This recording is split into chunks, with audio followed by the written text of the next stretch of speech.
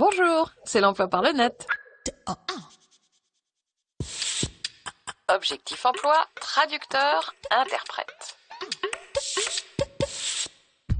On confond parfois l'interprète et le traducteur. Pourtant, s'ils ont en commun la parfaite connaissance du français et d'au moins une langue étrangère, ce sont des métiers bien différents comme vous le verrez sur onicep.fr. Nicolas, que vous croiserez dans la vidéo en ligne, est interprète. Il transpose en français un discours oral tenu dans une langue étrangère, en l'occurrence l'espagnol. Le traducteur, lui, ne travaille que sur des textes écrits.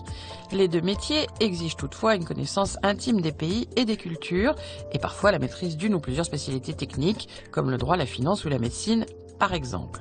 Le métier d'interprète demande une très grande concentration, surtout dans des situations d'interprétation simultanée, comme l'explique Claire sur lesmétiers.net. Pour en savoir plus sur l'interprétation, explorez aiic.net. Pour devenir interprète, prévoyez un bac+5. Il existe notamment deux excellentes écoles, l'ESIT, qui dépend de la Sorbonne, à découvrir sur univ-paris3.fr/ESIT, et l'ISIT. Vous en saurez plus sur isit-paris.fr. Mode d'emploi, éviter la radiation par Pôle emploi. Se faire radier par Pôle emploi. C'est le cauchemar des chômeurs, à juste titre d'ailleurs, puisque la suspension des allocations va encore aggraver une situation souvent précaire. Les cas justifiant la radiation sont listés sur travail-emploi.gouv.fr. Mais dans 90% des cas, la radiation est prononcée parce que le demandeur d'emploi ne s'est pas présenté à une convocation. C'est ce que rappelle recours-radiation.fr, un site très complet sur la question. Pôle emploi doit vous prévenir par courrier qu'une mesure de radiation est en cours d'examen. Et là, il faut agir très vite et vous justifier sans attendre par lettre recommandée avec accusé de réception en y joignant toutes les pièces justificatives. Par exemple, un certificat médical si vous avez été malade. Si vous avez oublié de vous présenter à la convocation ou si vous ne l'avez pas reçu, il faut expliquer que vous n'avez reçu aucun courrier. C'est en effet à Pôle emploi de faire la preuve que le courrier a bien été reçu par son destinataire, ce qui est impossible à moins d'envoyer une lettre recommandée avec accusé de réception. Si la décision de radiation est néanmoins prise, ce dont vous devrez être informé par écrit, vous pouvez la contester auprès du directeur de votre agence. Si la démarche n'aboutit pas, il faudra demander l'annulation de la mesure devant le tribunal administratif. Attention, comme vous le lirez sur dossierfamilial.com, Pôle emploi s'apprête à renforcer le suivi et le contrôle des chômeurs. En cas de besoin, n'hésitez pas à vous faire conseiller par une association de demandeurs d'emploi. Vous trouverez ses coordonnées sur actuchômage.org. Agenda.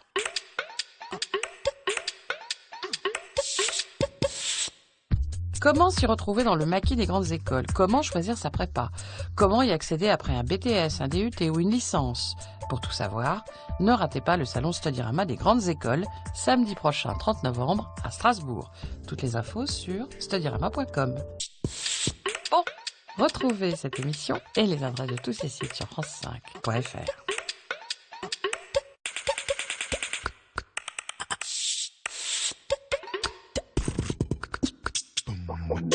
Bonjour, c'est l'emploi par le net. Objectif emploi, juriste d'entreprise.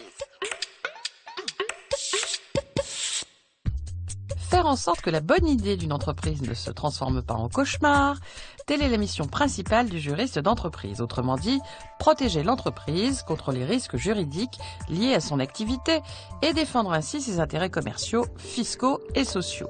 Mais écoutez plutôt Sabine parler de son métier dans la vidéo en ligne sur lesmétiers.net et lisez la fiche qui l'accompagne. Les juristes d'entreprise sont le plus souvent spécialisés, par exemple en droit immobilier, droit social, propriété intellectuelle ou droit de la concurrence. Virginie, que vous croiserez dans la vidéo en ligne sur onicep.fr, est pour sa part une spécialiste du droit de la presse et travaille pour une chaîne de télévision. Du côté des compétences et de la formation, il faut au moins un Master 2 en droit et si possible une double compétence, un diplôme d'Institut d'études politiques, d'une école de commerce ou encore le DJCE, le diplôme de juriste conseil d'entreprise. Pour en savoir plus sur les qualités demandées et les diplômes, allez sur afje.org. Et pour tout savoir sur les DJCE, trouvez les coordonnées des 11 centres de formation qui y préparent ouvrez djce.fr. Vous trouverez des offres, des informations sur les différents métiers du juriste d'entreprise et des liens vers les cursus sur carrière-juridique.com. Mode d'emploi, travailler le dimanche. En apparence, la loi est claire. On ne peut travailler que 6 jours par semaine, un repos de 24 heures est obligatoire et ce repos est donné le dimanche. Mais il existe de nombreuses dérogations et la réglementation est très compliquée, comme le souligne lepoint.fr. Pas question en effet de fermer les hôpitaux, les journaux, les hôtels, les cinémas, les cafés, les gares, sous prétexte que l'on est dimanche. Ces activités n'ont pas besoin d'autorisation pour ouvrir le dimanche. Pour les magasins installés dans des communes touristiques ou thermales, ou encore pour les commerces situés dans des puces, autrement dit des périmètres d'usage de consommation exceptionnelle, c'est un peu plus compliqué comme vous le verrez sur la tribune.fr. Il leur faut l'autorisation du préfet. Pour y voir plus clair, ouvrez l'internaute.com. Pour les salariés, cela change tout. Comme l'explique travail-emploi.gouv.fr, les salariés qui travaillent dans des activités autorisées à fonctionner en permanence le dimanche, comme les hôpitaux ou les transports par exemple, aucune compensation salariale n'est prévue et le salarié ne peut pas refuser de venir travailler. C'est le contraire pour les activités soumises à dérogation, comme les grands magasins par exemple. L'accord du salarié est alors obligatoire et des compensations en repos et en salaire sont prévues.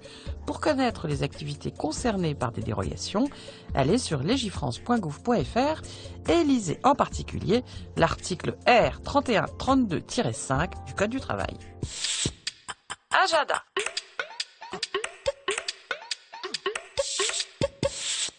Si vous habitez la Franche-Comté ou si vous voulez y poursuivre vos études, ne ratez pas le train de l'orientation. Vous saurez tout sur les filières et les diplômes accessibles dans la région. Il vous attend demain en gare de Besançon.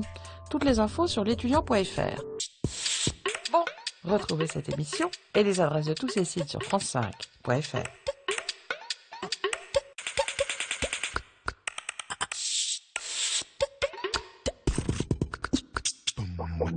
Bonjour, c'est l'emploi par le net.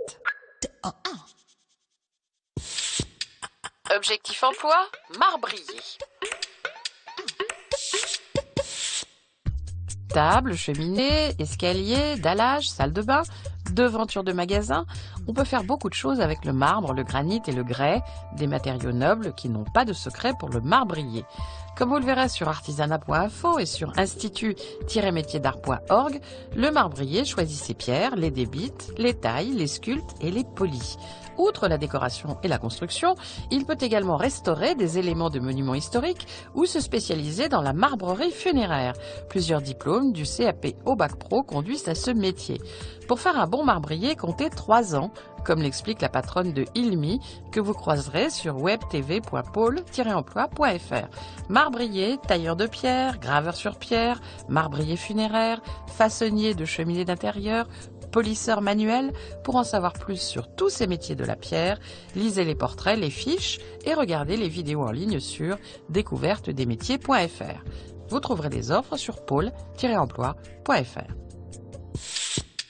Mode d'emploi spécial jeune, dépensez moins quand on est étudiant. Le coût des études et des frais qui les accompagnent ne cesse d'augmenter, si l'on en croit l'article en ligne sur studirama.com. Au total, selon l'Union nationale des étudiants de France, un étudiant qui n'habite pas chez ses parents doit débourser de 10 500 à 15 500 € par an pour vivre. Il y a toutefois des moyens de réduire ce coût, comme vous le lirez dans les articles « Comment établir votre budget » et les 5 règles d'or pour gérer votre quotidien. Vous pouvez par exemple profiter des offres étudiants pour réduire votre facture de téléphone et d'internet. Vous pouvez cuisiner plutôt que de vous nourrir de plats préparés ou de fast-food. Cela vous coûtera bien moins cher. Fuyez comme la peste les crédits à la consommation, mais demandez un prêt étudiant. Au déblocage progressif, vous paierez moins d'intérêt. Si vous n'habitez plus chez vos parents, vous avez sans doute droit à l'APL, l'aide personnalisée au logement, ou à l'ALS, l'allocation de logement social. Découvrez-les sur caf.fr. Sachez que la FAGE, la Fédération des associations générales d'étudiants, propose des lieux solidaires baptisés Agorae dans 6 villes de France où l'on trouvera une aide alimentaire, des aides au logement et aux loisirs notamment. Ouvrez fage.org pour en savoir plus. Pour savoir combien vont vous coûter vos études, selon le diplôme et la discipline choisie, jetez un coup d'œil sur service-public.fr. Enfin, vous pouvez décider de poursuivre votre scolarité dans des pays d'Europe où les études coûtent moins cher. Pour faire votre choix, explorez touteleurope.eu. Agenda.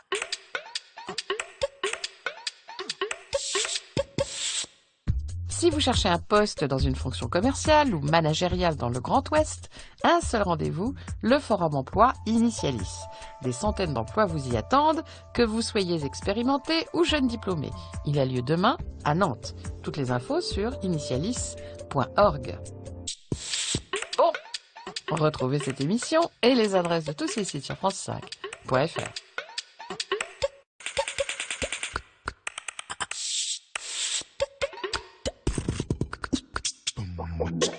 Bonjour, c'est l'emploi par le net. Objectif emploi, gérant de portefeuille. Qu'il s'agisse de l'épargne d'un particulier, des milliards d'euros brassés par un fonds de pension ou des actifs d'une entreprise, le gérant de portefeuille a pour mission essentielle de faire fructifier l'argent et les titres qu'on lui confie. Une mission de très haute confiance à découvrir sur studia.com. Il ne s'agit pas toujours de viser la performance, mais d'être à l'écoute des besoins de son client. C'est d'ailleurs ce qu'explique Alain dans la vidéo en ligne sur onicep.fr. Avant de passer ses ordres d'achat et de vente, le gérant de portefeuille fait très attention où il met les pieds. Il s'entretient régulièrement avec des analystes financiers et suit les évolutions des marchés et des entreprises. Mais écoutez plutôt Beryl parler de ce métier sur lesmétiers.net. Prévoir un bac+5 de type école de commerce, école d'ingénieur ou master professionnel ou spécialisé.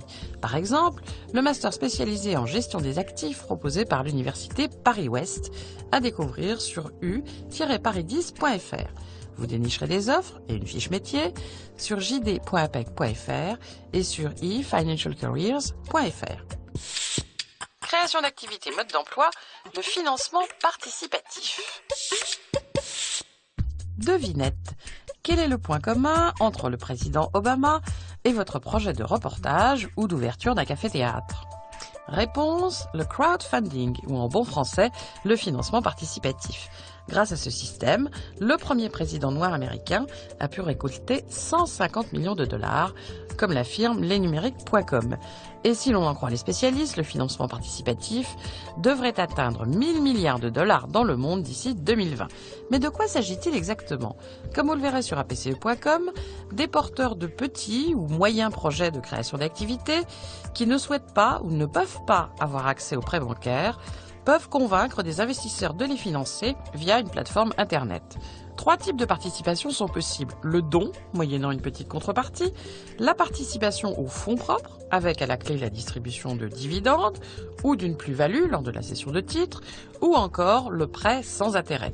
Car la loi est très stricte, comme vous le lirez dans les documents de la Banque de France à télécharger sur ce site. Le prêt rémunéré, notamment, est réservé aux banques.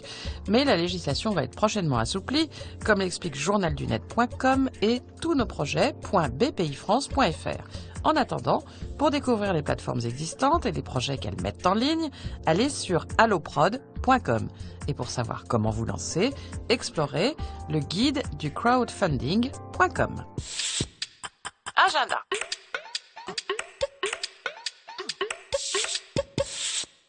Si vous habitez le nord de la France, sachez que plus de 1000 postes dans votre région et les régions belges toutes proches vous attendent au forum Eurométropole aujourd'hui même. Il se tient à Courtrai, en Belgique, à une trentaine de kilomètres de Lille. Toutes les infos sur job-eurométropole.com. Bon, retrouvez cette émission et les adresses de tous ces sites sur france5.fr.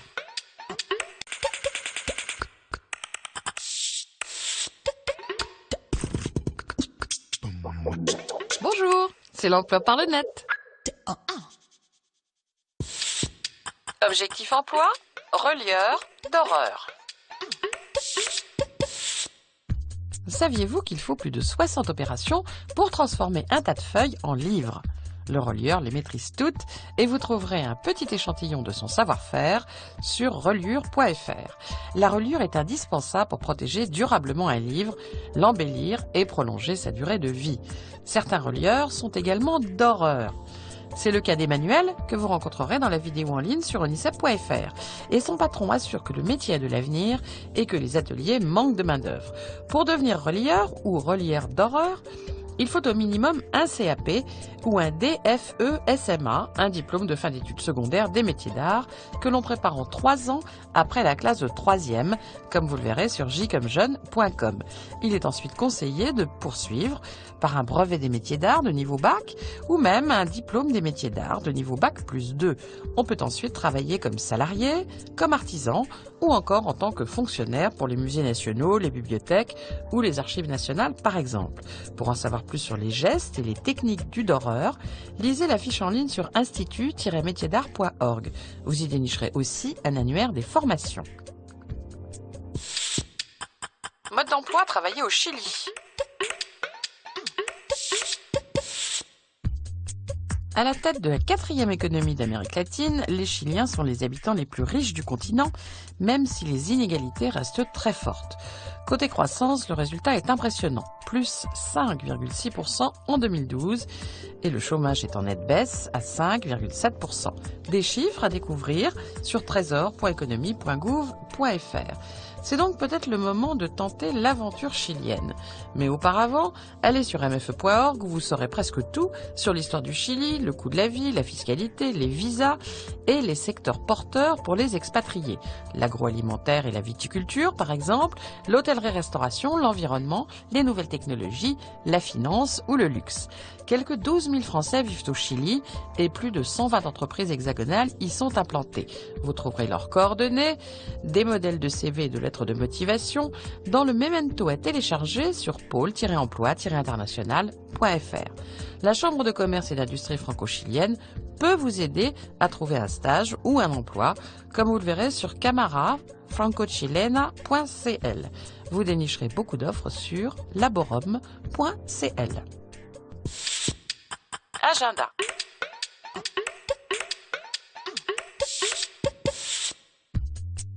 Vendeur, technico-commercial, chef de rayon, directeur de magasin, les métiers du commerce et de la distribution recrutent. Pour les découvrir, en savoir plus sur les formations qui y conduisent, ne manquez pas le forum Commerce et Distribution le 3 décembre à Paris. Toutes les infos sur cidj.com. Bon, retrouvez cette émission et les adresses de tous ces sites sur france5.fr.